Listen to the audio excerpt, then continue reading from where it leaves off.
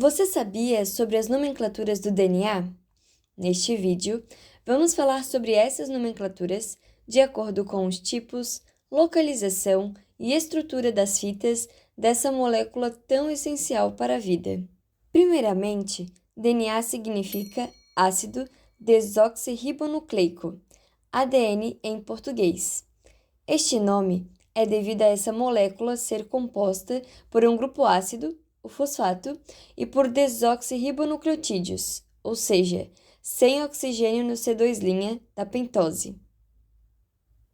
Em relação à estrutura da molécula, começando pelo número de fitas, o DNA pode ser de fita simples, de sigla ssDNA, que em inglês significa Single Stranded DNA, com apenas uma cadeia de nucleotídeos, sendo comum em certos grupos de vírus.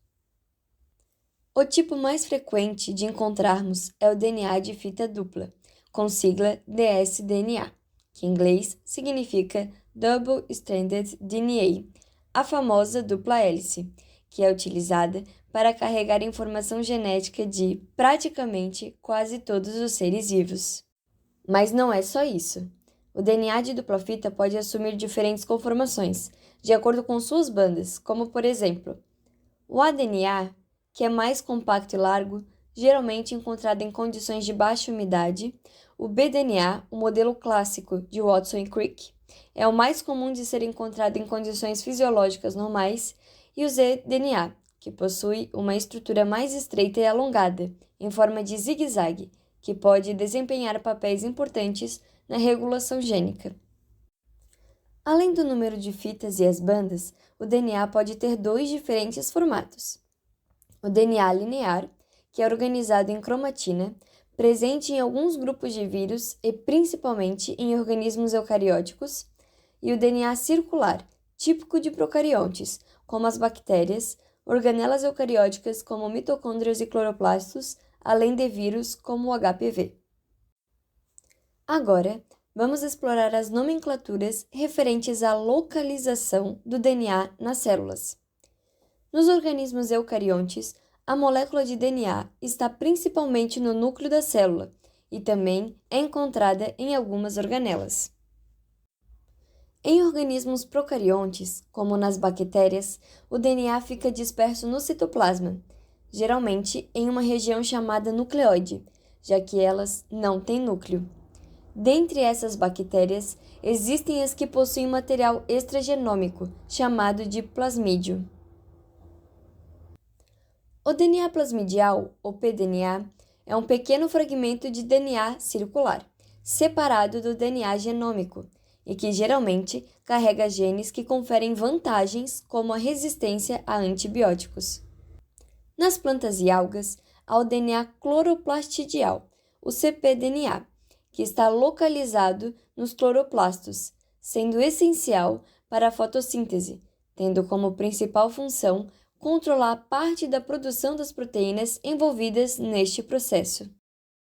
Já o DNA mitocondrial, ou mtDNA, está localizado nas mitocôndrias, sendo responsável por codificar parte das proteínas essenciais para a produção de energia nas células. Outro DNA com localização interessante é o DNA do cinetoplasto, o kDNA, que fica localizado na mitocôndria de protozoários dos gêneros Trypanosoma e Leishmania, que é chamado de cinetoplasto nesses organismos. Algumas nomenclaturas se referem à função ou mecanismos do DNA no metabolismo celular. O DNA genômico, o gDNA, representa o conjunto completo do material genético de um organismo, ou seja, dos DNAs que juntamente contêm todas as informações desse ser. O DNA complementar, o cDNA, é a molécula sintetizada a partir de um RNA, por uma enzima chamada transcriptase reversa, sendo um mecanismo muito utilizado por vírus e pela ciência em pesquisas para identificar a expressão de genes. Em relação às nomenclaturas referentes às técnicas de pesquisa que utilizam DNA, como o cDNA, temos outros exemplos. DNA do cromossomo Y, O y-DNA, que está localizado no cromossomo sexual Y, passado de pai para filho, sendo importante para estudos de ancestralidade masculina.